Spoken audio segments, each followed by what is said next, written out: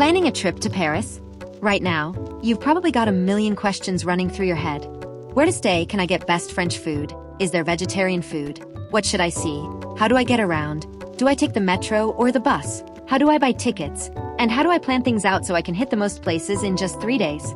Before you even book that flight, these questions are definitely on your mind. Good news, you're watching the right video. At the end of this video, we'll also show you how to buy metro and bus tickets in Paris, plus give you a rough estimate of how much this whole trip is going to cost. So don't skip out before the end.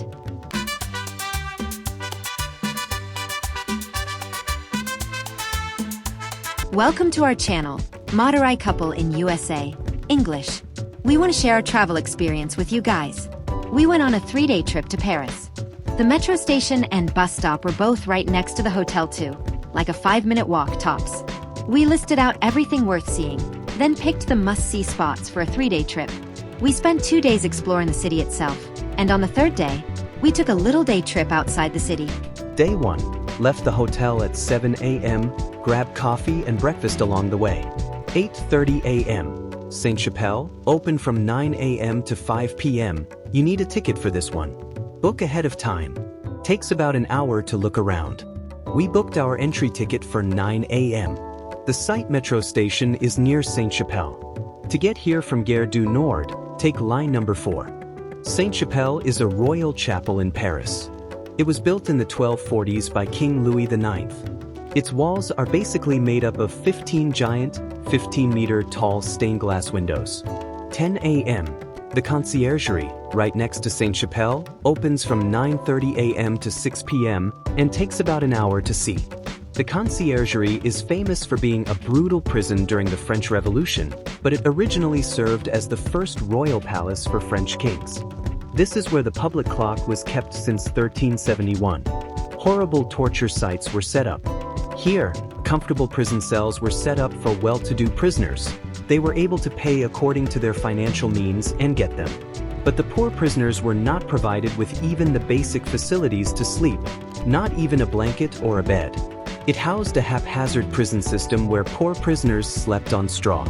At the Conciergerie, instead of the traditional audio guide, an interactive histopad, an augmented reality touchscreen tablet, available entirely in English, along with other languages like French, Spanish, German, and Italian, is provided.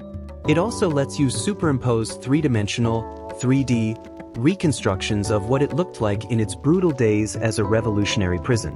11 a.m., Notre-Dame Cathedral, a 5 to 10 minute walk from the Conciergerie, open from 8 a.m. to 7 p.m.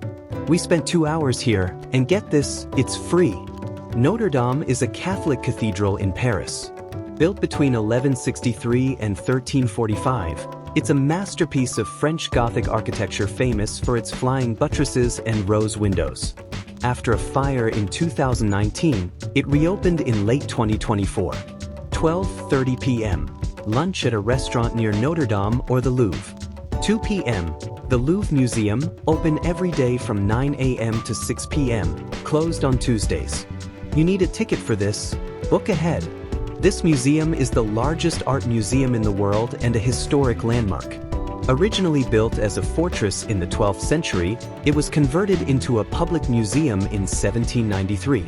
Spanning over 72,000 square meters, it houses more than 35,000 artworks and artifacts, from ancient civilizations all the way to the mid-19th century.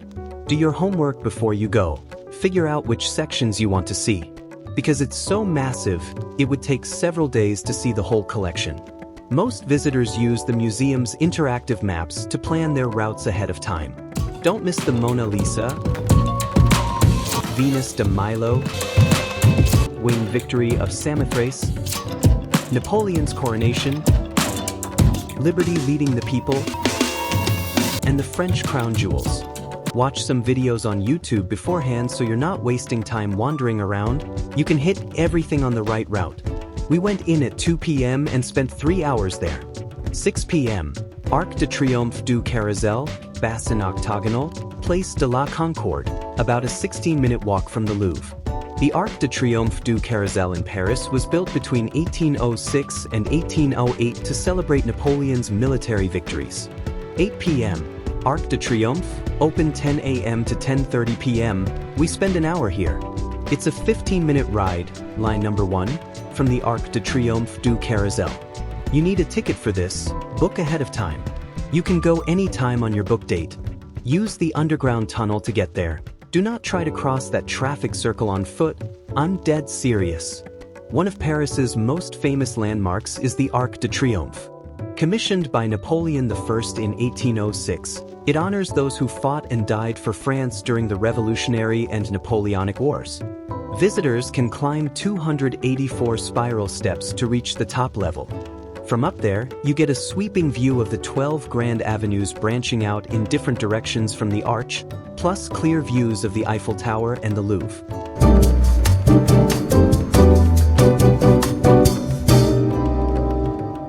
(10 p.m.) About a 20-minute metro ride, line number 2, from the Arc de Triomphe to the hotel. Dinner near the hotel. Let's clearly mention which hotel and area we stayed in Paris. Might be helpful for you guys. If you're flying from the USA or anywhere else, you'll land at Paris Charles de Gaulle Airport. If you're coming by train from another European country, you'll arrive at one of Paris's 7 major train stations, Gare du Nord.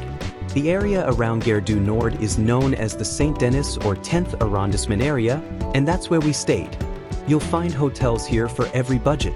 We stayed at the Schur Hotel by Best Western Paris, Gare du Nord. It's a 2-minute walk to La Chapelle metro station, and there's a bus stop right at the hotel entrance. Plus, Gare du Nord train station is just a 10-minute walk away. Day 2, left the hotel at 7 a.m., coffee and breakfast on the way. 8 a.m. In the morning, we went to Sacré-Cœur Basilica in Montmartre. To get there, we took the metro from La Chapelle station to Anvers station, then walked 10 to 15 minutes toward the church. Open from 6:30 a.m. to 10:30 p.m., it takes about 2 hours to look around. Sacré-Cœur in Paris is a Roman Catholic church dedicated to the Sacred Heart of Jesus. It's famous for its gleaming white dome, stunning Romano-Byzantine architecture, and sweeping views of the city. It sits at Montmartre Hill, the highest point in the city at 130 meters. Skip the stairs and take the funicular cable car.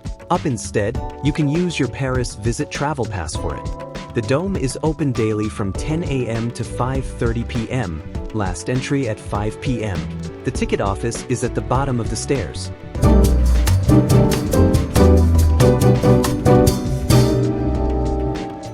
(12 p.m.) The Opéra Garnier in Paris is a famous opera house with 1,979 seats.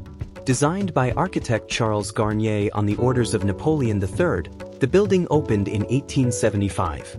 It's open daily for public viewing, letting visitors walk through the grand staircase, tour the lavish reception rooms, and see the main auditorium. There's no ticket counter on site, so visitors usually must book online in advance.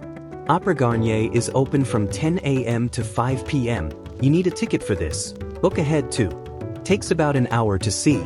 It's about a 30-minute metro or bus ride from Sacré-Cœur Basilica to Palais Garnier/Opéra Garnier.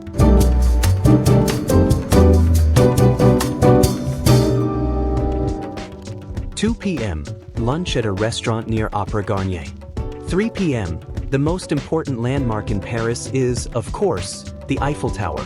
Built as the entrance arch for the World's Fair between 1887 and 1889, it now stands at 1,083 feet, 330 meters, tall. The tower has 1,665 steps and 3 viewing levels. It's built with about 50 miles of electrical cables running through its structure. There are 120 antennas at the top.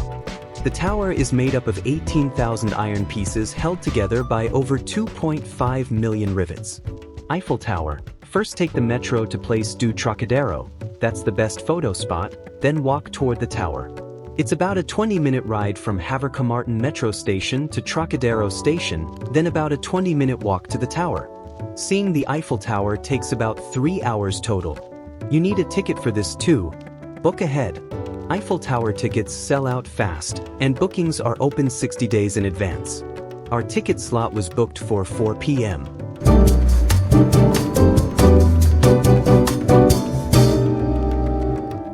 (6 p.m.)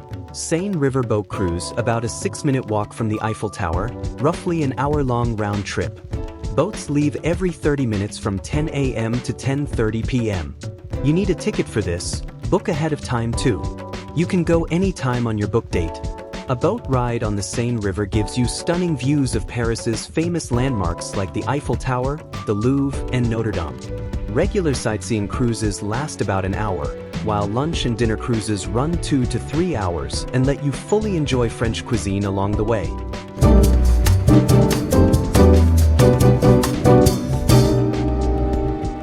(9 p.m. Dinner near the hotel. Then we went back to Trocadero Square to see the Eiffel Tower's night light show. You can just take the metro back from the hotel. The St. Martin area and the neighborhoods around are safe. Violent crime is very rare.